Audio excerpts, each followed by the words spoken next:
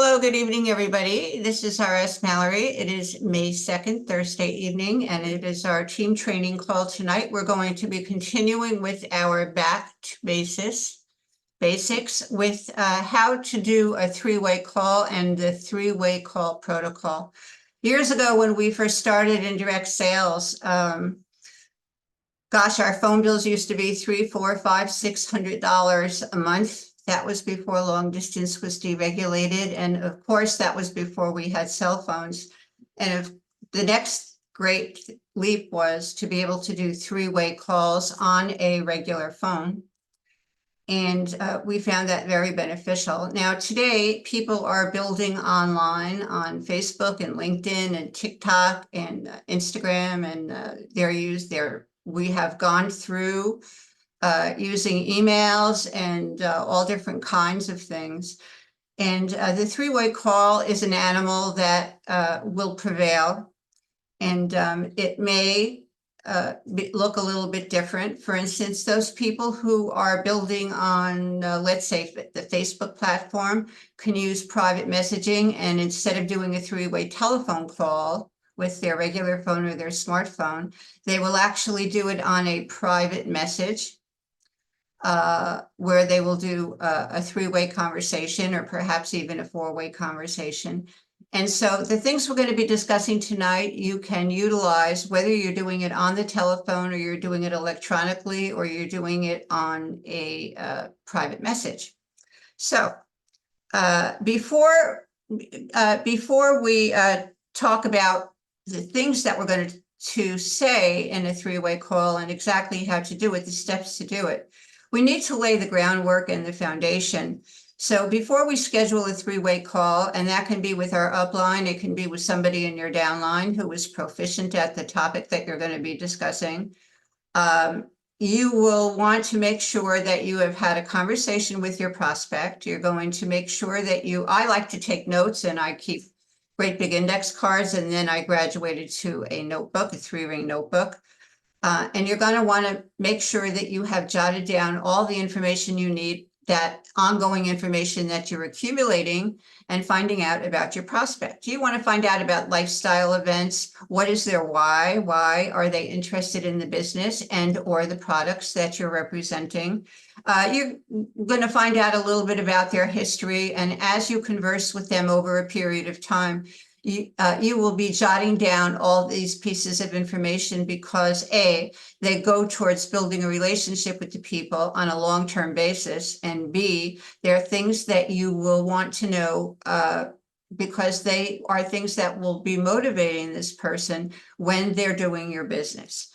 So when you are introducing your prospect to somebody, of course, I believe that when we introduce somebody to our opportunity, and in Govee, our number one product is our business because of the unique rewards program that we have and because of the family type affair that Govee is and the close-knit family situation that we have. But you want to find out, is this person going to be a good fit for our company and the business and our products?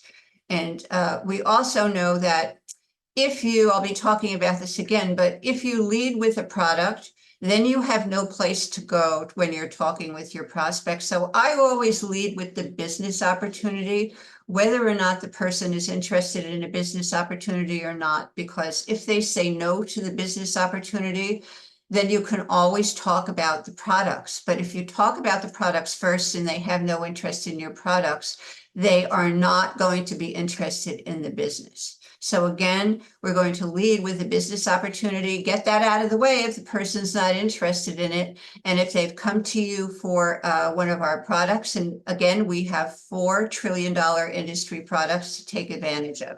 So if you are not familiar with what our products are, please get back to the person who invited you to this training and have a discussion with them. Okay, so you're going to find out a little bit about your prospect, whether they're interested in the products or the business itself. You're going to understand what their needs are. Do they have a challenge? Is their challenge financial? Do they all of a sudden have grandma who needs to move into the house and they need another income, or they want to bring their husband or their wife home from their second job? Did one of the children go off to college and they need to generate some more money so that they can pay for that college? Did mom's car break down? Do they need a new car? Whatever their challenges are, in the time that I've been doing network marketing, which is about 30 years now, I have found that the easiest way to get somebody interested in your business is to find out what their challenge is and show them how your business, present to them how your business can be a simple solution to whatever it is. So if somebody needs a couple of $100 at the end of the month, maybe they need $700 or $800 at the end of the month. Maybe they need something as simple as $200 a month. That could mean the difference between them being evicted or paying an overdue telephone bill and having their phone shut off or not. If you can show them the solution to that, then you have a very interested prospect who will be committed, particularly because our Govee Rewards program is something that can actually help achieve that. So we want to understand what their needs are with their products. So what I would do is, in discussing with them, I make sure that I feed them information. If it's about the products, I feed them information about the products, whether it's a PDF, whether it's a video that I did or somebody else did. I might introduce them to our Go Life testimonial group on Facebook, because not only there can they see the testimonials that I have posted there, but they can see the hundreds, if not thousands now, of testimonials from other people too. And that's edification, because they can listen to you about your testimony about a product, and not everybody can remember 3 or 4 or 5 testimonials. I've been very practiced at that, and over the last 30 years I can do that, but most people can't do that.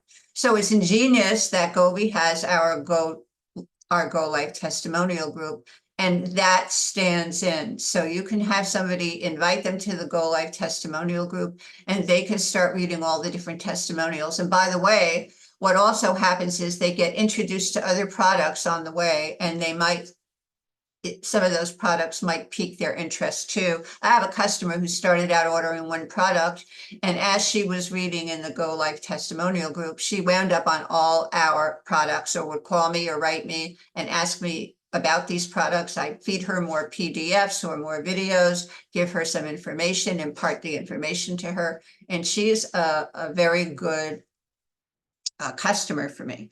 So once you have laid the groundwork and you make sure that the person is familiar with either the products and or the business, for instance, the rewards plan, maybe you have discussed it with them after you found out how much it is that they need at the end of the month, show them a video, give them a PDF. We have a great presentation in our back office. And by the way, everybody has a different learning curve.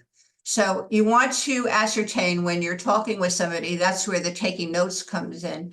If a person is oral, what their learning skills are. Are they oral? Do they prefer reading? Do they prefer watching videos? For a very long time, I just had no interest in watching videos because my learning curve is to read print, and then I can reread it and I can highlight it and I can take notes and I absorb it better.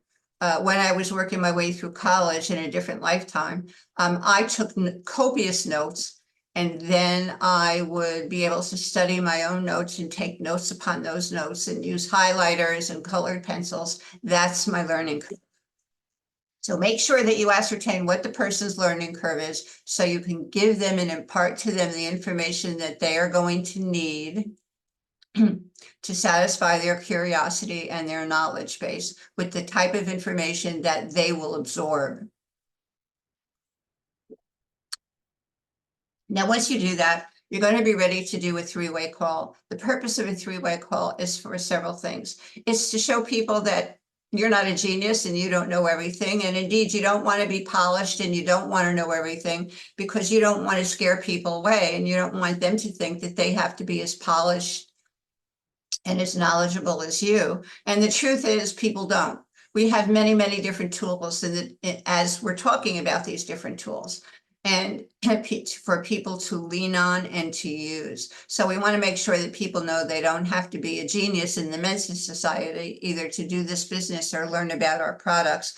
But the purpose of a three-way call is to edify either the business and or the products, somebody other than yourself talking about them. If it's for the business, you want it to be somebody who can talk about the business, who has a little bit more expertise than you. What I've done over the years is sometimes if my upline sponsor or somebody upline, for instance, we happen to have 3 owners who make themselves available to do three-way calls with people as well. But if they're not available, find somebody in your downline. The way that you learn is by teaching. The way that you learn more and better is by teaching. So if you teach people to teach people, then you're actually creating stronger people who are more knowledgeable. So I might have somebody in my downline who really is very excited about our WIN product, which is our vegan weight loss product, where it turns off the CB1 receptor in the brain and people are losing tons and tons and tons of weight. I myself lost 28 pounds, but Norma Jean lost over 150 pounds, I think, so far, and she's going strong. And that's a much better testimony than mine, but everything is relative, you see. So you can find my testimony and Norma Jean's and our before and after pictures in the Go Life testimonial group. But you want somebody who can speak to that. Or perhaps it's the coffee, our smart coffee and our dessert coffee. So you want to have somebody in your downline who knows a lot about that, is excited about that. And again, they don't have to be experts, but as long as you teach them the protocols of the three-way call and what the expectations are and how to do it, they will prevail and they will learn as they're going. And nobody knows what you don't know. Nobody knows what you don't know, and they don't know what you missed. So if you have somebody, and it's a learning opportunity for somebody and not your upline doing the three-way call with you, and they forget to talk about something, it doesn't make any difference, because when you introduce them on the telephone to your prospect knows absolutely nothing other than what they've read or the video that they watched.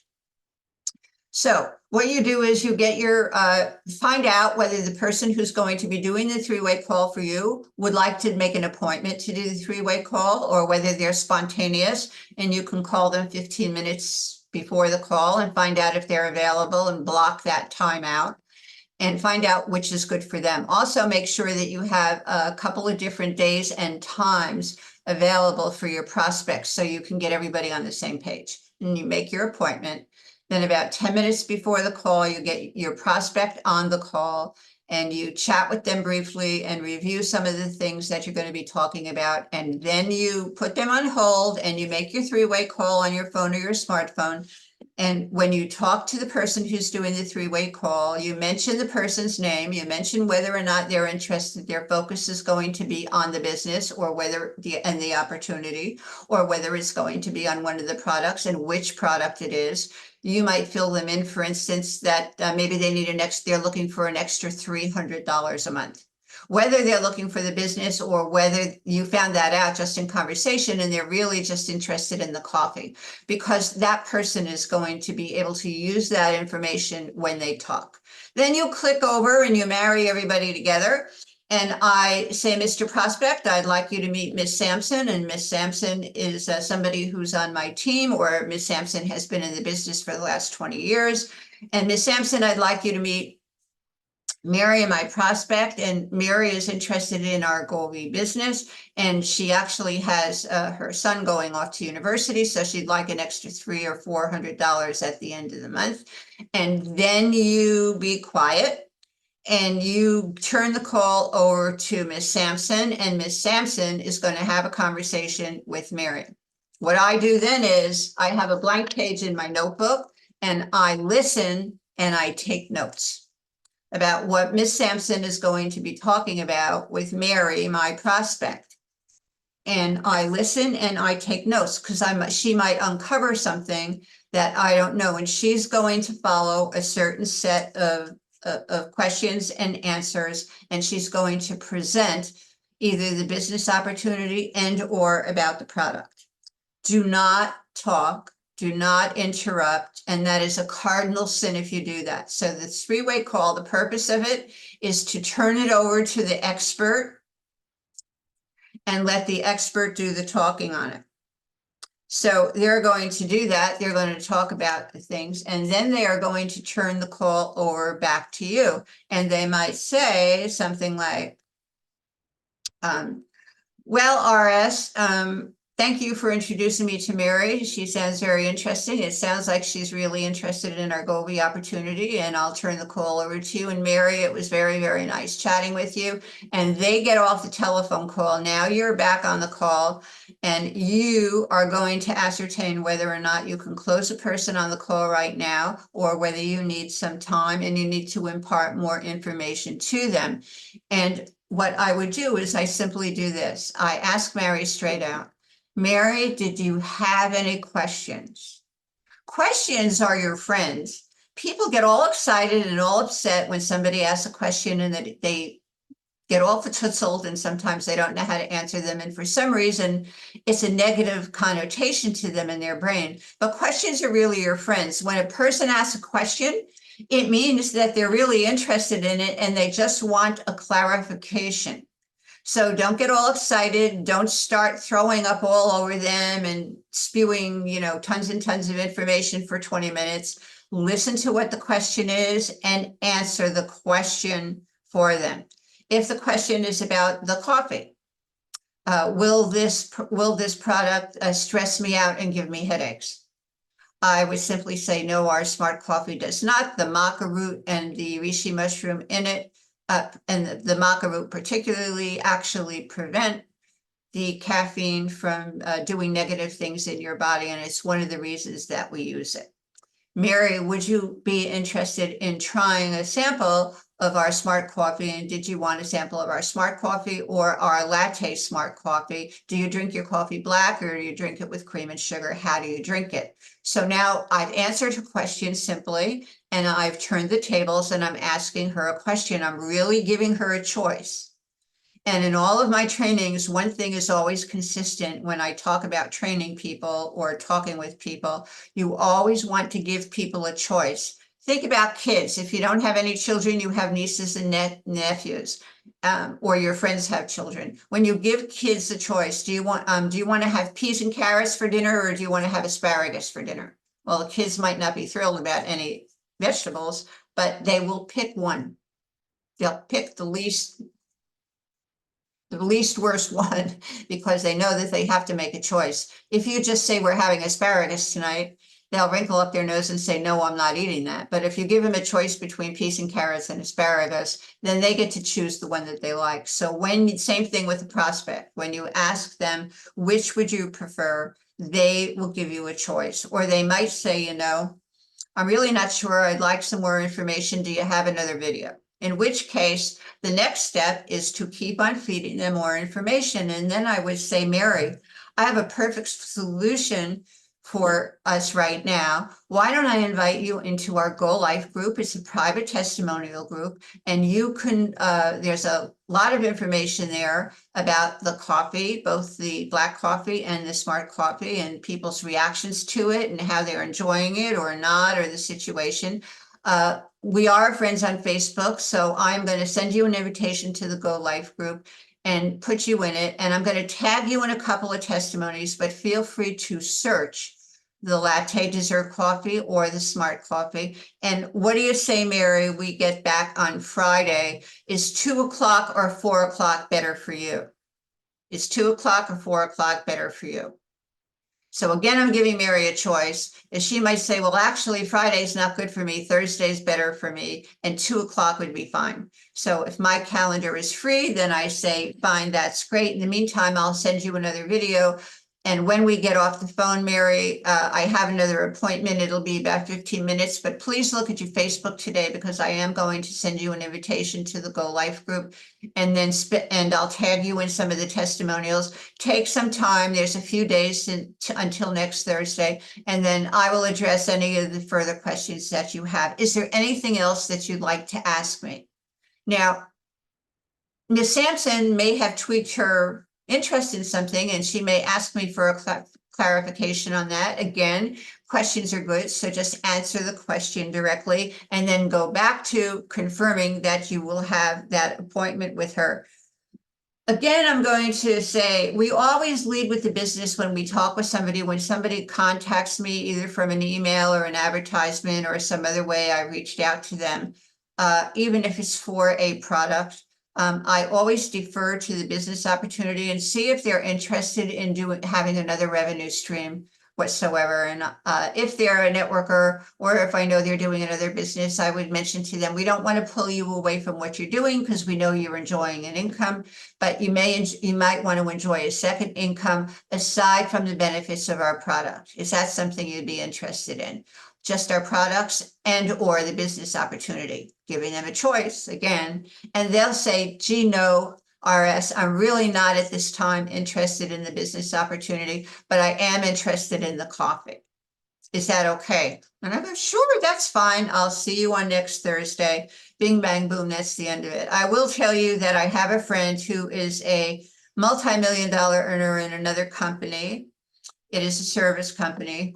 And I have been teaching people to reach out to everybody that you know and don't ever judge people. You've heard me say that 10 or 20 times at least. And finally, one morning I woke up and I said, gee, I ought to call George. I don't know why I never called George. I keep on telling people, reach out to everybody you know and don't judge them. Just because he has a $2 million business in another company doesn't mean he might not enjoy coffee, and he might enjoy our smart coffee. So I reached out to George, and indeed I whet his appetite about the coffee. I sent him a sample, I sent him a video, I sent him a document, I sent him some samples. He actually called me and he said he was very, very interested in ordering the coffee. Could he do that? And I said, sure. Please go on, if you go on subscription, then you'll be able to get it at a cheaper price like Amazon. I said, and I'm keenly aware of the fact that I don't want to make any problems for you with your current business. I know you're a multi-million-dollar earner there. And he said, well, right now I'd like to be a customer, but that doesn't preclude the fact that I would like to do the business sometime in the future. Is that all right? And he was pre-qualifying me, and I said, George, that's absolutely fabulous. And so George orders his coffee every single month, and every once in a while, I pick up the phone and call him, or I send him a greeting card in the mail, and for one of the holidays or just for spring or something like that. And he will recontact me and tell me how much he's enjoying the coffee. And when George is ready, he will do the opportunity as well. So I'm very grateful. And for those of you who don't know, Govee has an extraordinary customer program. We get paid money and we get paid points every single time a person orders. So it's very, very lucrative. You can build a stream of income just from that. Even people who aren't recruiting people and building in the structure or building a recurring income, they can generate with just 10 or 20 customers, they can generate $1,000 income just from customers alone. So again, that's something that you want to look at one of the other videos, or again, get back to the person who invited you to this training tonight and get all of your questions answered. And happy May. And we look forward to seeing you next week. Thanks so much for joining us tonight. Good night.